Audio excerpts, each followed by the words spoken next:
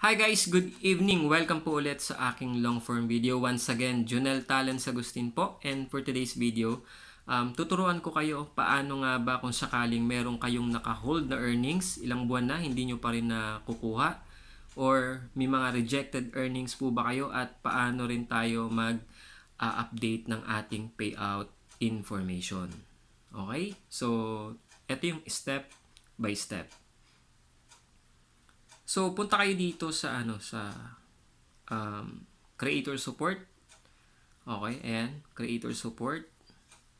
Pag clinic niyo yung creator support, then mapupunta kayo dito sa sa screen na to, no. Pindutin niyo yung monetization. Click niyo yung monetization. Then after ng monetization is etong payout issues.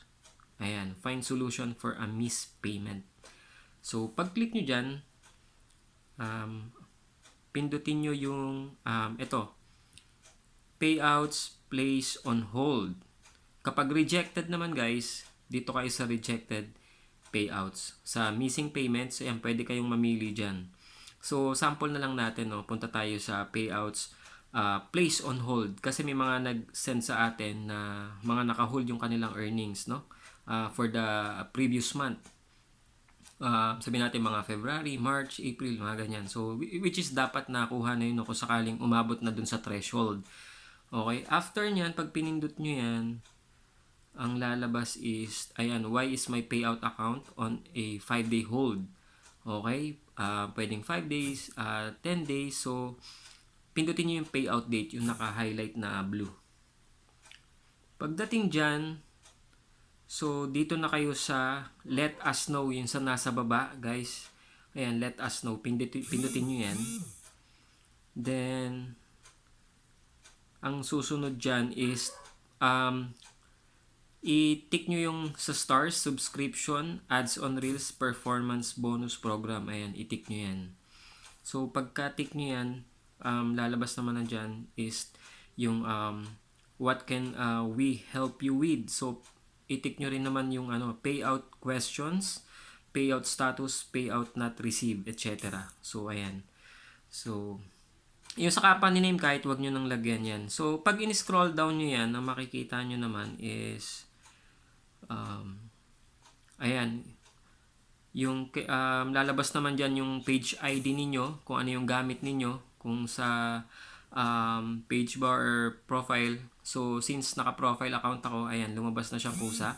Then, yung sa payout period, ilagay nyo dyan yung month, no? Month na na-hold yung yung inyong mga earnings, kung anong cover niyan. So, pati yung year, ilalagay nyo dyan. Then, gawa kayo ng, mag-create kayo or mag-construct kayo ng ng inyong sasabihin dito kay Meta. So, example, Facebook team, ayan. So, good day. So, i-construct nyo na doon or i-explain nyo doon kung ano yung ano yung issue or ano yung concern niyo na halimbawa, katulad yan, hold yung earnings nyo. So, ilagay nyo doon. Kasi makikita nyo naman doon sa payout niyo kung ano yung naka-hold, di ba? Kung sa in-stream ads, sa stars, so, ganun po, ilagay nyo doon. I-explain nyo rito na bakit naka-hold, since ano pa to, ilang buwan na to, ganyan. So, tapos, pag nakapag-solve na pwede nyo nang i-submit. So, ayun, ganun lang po, no? Even dun sa rejected, ganyan lang din naman, no? Even dun sa sa payout, sa pag-update. So, dyan lang din kayo mariredirect pag ayan. Meron naman kayong pagpipilian dito guys, no, dun sa kailangan ng account update. Ayan, account information, payment method.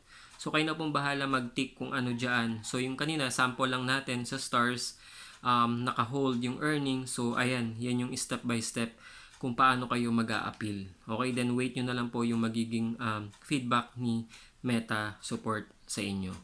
So, ayun lang guys, pwede nyo pwede nyo gawin yan, no? Kung sakaling may mga difficulties or concern kayo sa inyong earnings, hold, not payable, ayan, mga ganyan. So ayun, thank you so much sa panonood. Sana may natutunan tayo dito sa video na to. Kung hindi pa po kayo naka-follow, follow for more videos para sa konting kaalaman. Thank you.